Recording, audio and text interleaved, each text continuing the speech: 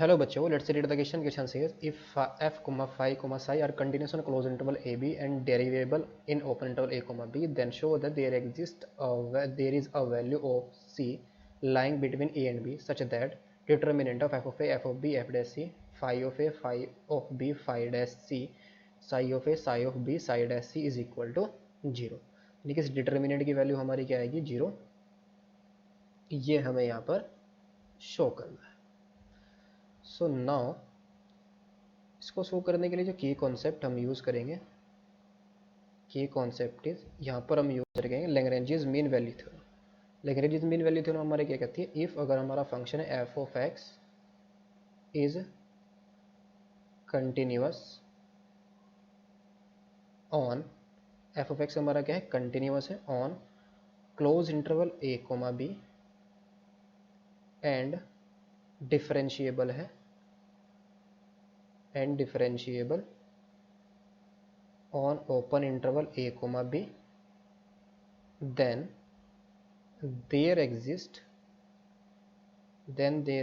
a point c belongs to open interval a comma b such that जो हमारे पास f dash c आएगा ये किसके इक्वल आएगा? f of b minus f of a upon b minus a के equal. So question के अंदर हमें तीनों के तीनों फंक्शन ही कंटिन्यूस डिफरेंशिएबल गिवन है. सो क्वेश्चन के अंदर गिवन है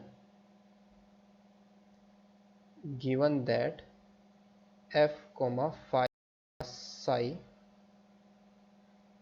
are continuous on closed interval a, b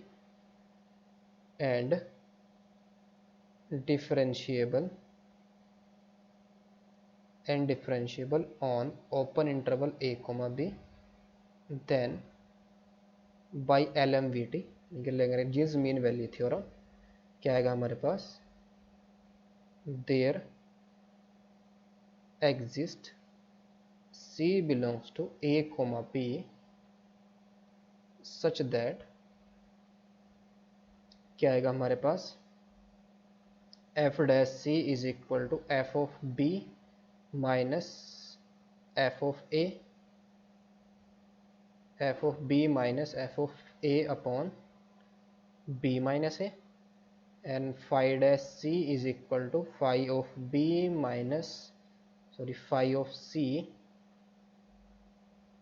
minus के फाई ऑफ a और अपॉन में b minus a and psi dash c is equal to psi of b minus psi of c psi of a upon b minus a. Now अब determinant की value को find out कर लेंगे. So determinant हमारा क्या है? Determinant is f of a, f of b and f dash c, phi of a फिर क्या है? Phi of b, phi dash c, phi of b, phi dash c और फिर है हमारा psi of a, psi of b, psi dash c. ये determinant. इसकी value को कैलकुलेट कर लेंगे. तो इसके लिए हम क्या करेंगे? ऑपरेशन को अप्लाई करेंगे. C1 कॉलम को हम कैसे चेंज करेंगे? C1 को हम चेंज करेंगे C2 माइनस C1 से. तो ये जो डिटर्मिनेंट है हमारा क्या आ जाएगा? f of b minus f of a, f of b हमारा as it is, f dash c हमारा एज इट इज, फिर phi of b minus phi of a आएगा और psi of b minus psi of a आएगा. यहाँ पर phi of b हमारा as it is, psi of b हमारा as it is, phi dash c as it is and psi dash c as it is. तो f of b minus f of a इसकी value कितनी आ जाएगी? b minus a into F dash c आ जाएगी.